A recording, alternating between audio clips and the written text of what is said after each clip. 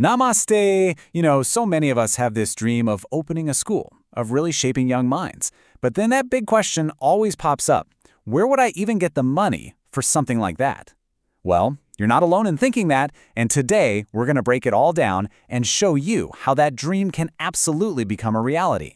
So, if you're really serious about this, if you want to start a school in India, but you're working with a tight budget, you have come to the exact right place.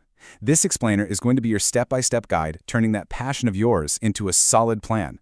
All right, let's get into it. So here's our game plan for today. We're going to start with the legal stuff, the foundation. Then we'll get into planning your space and, of course, the budget. After that, we'll cover all the official and academic setup, how to build your school's community, and finally, we'll wrap up with marketing and day-to-day operations. It's a full journey, but by the end, you'll see a clear path forward. Okay, first things first, we have to build a really strong legal foundation. Getting this part right from day one is going to save you so many headaches later on. Trust me, this part is absolutely non-negotiable. So, your first big decision is, what kind of school will it be? You could start with a pre-primary school. This is your lowest investment option. The next level up is primary for classes 1 to 5, and for this, you'll need official approval. Or you could go bigger with primary plus upper primary up to class 8, but that's going to need more space and more money. Now, here's a pro tip, and it's a really good one. Start small. Maybe just pre-primary or a mix of pre-primary and primary. This way, you can build your reputation and your funds before you expand. Now here's a crucial point. In India, you can't just run a school as an individual. You need to form a proper legal body. Your two main choices are a society, which needs at least 3 members, or a trust, which needs at least 2. And it's really worth knowing that a trust is often the better choice if you're thinking you might want CBSE affiliation someday. It's always smart to think about these long-term goals right from the start. All right, let's tackle the 2 things that probably worry people the most: finding the physical space and figuring out the money. We're going to break both of these down into simple, totally manageable pieces. So here's the good news. You don't need some fancy, brand new building to get started. A rented property or even a large house can work perfectly.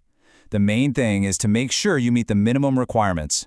You'll need somewhere between 6 to 10 classrooms, an office, of course separate toilets for boys and girls, a clean drinking water facility, and some kind of a small playground. See, it's probably more achievable than you thought. Let's talk numbers, shall we? This table gives you a rough idea of what your initial costs might look like.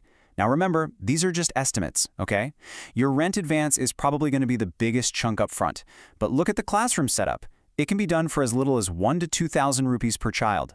This just goes to show you can get started without, breaking the bank. And here's a really key cost you need to keep in mind, because it's a recurring one: teacher salaries. A typical starting salary can be anywhere from 8,000 to 18,000 rupees per month. Planning for this monthly operational expense is absolutely vital to keep your school running smoothly. Okay, so you've got the legal and financial basics sorted out. Now it's time to make it all official. This part is all about getting the right permissions and setting up an academic structure that makes parents look at you and say, yes, I trust them with my child.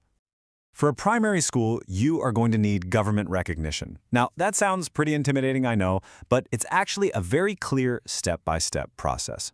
First, you register your trust or society. Then, you get all your building safety certificates in order. After that, you'll prepare the documents for your teachers and the school committee, and finally, you submit that whole file to the district education officer. See? Just follow the steps. Beyond just the government approval, you need to look and feel like a professional school. This means having a clear curriculum, right? It means having well-defined policies for everything: admissions, safety, you name it. And it means having professional-looking documents for the students. It's these little details that build a whole lot of confidence and show parents you're serious about education. And now for what I think is the most important part: the people. A school is really just a building without its teachers and its students. So let's talk about how to build that community right from the very beginning. When you're on a budget, you have to hire smart. Start with just the essential roles: your main teachers, someone for the office, and a helper.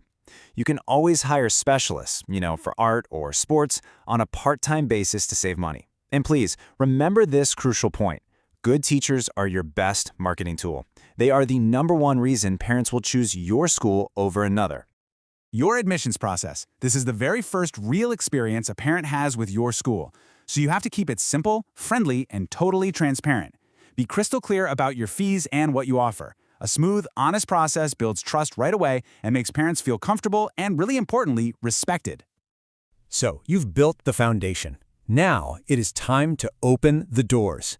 This last section is all about how to tell the world about your amazing new school and how to manage it well every single day. You really don't need a huge advertising budget. Focus on smart, low-cost things. Use social media. Share photos, share videos of what's happening in your school. Put up some posters and banners in your local area. And as you can see, community events are incredibly effective. Host a free workshop or a small competition for kids. That can create an amazing word-of-mouth buzz. And this is such a powerful insight. Parents aren't just looking for fancy buildings or big playgrounds. What they really want to see is a vibrant, active school where kids are happy, learning, and well-behaved. That is what truly builds a rock-solid reputation. Running the school well day in and day out is absolutely critical. And this just means being disciplined with your own processes. Keep accurate records, do daily safety checks, communicate regularly with parents, and manage your finances carefully. That level of professionalism in your daily operations is key. And that really leads to this final point. When you run a tight ship, when the parents are happy, when the children are learning, growth just happens. It's automatic. Word spreads, and your school will build a reputation for quality that no amount of marketing money could ever buy. And at the end of the day, this is what it's all about. Starting a school, it's so much more than just a business idea. It's a mission. It's a chance to contribute to society, to nurture the next generation. It's a goal that has a really deep and powerful purpose.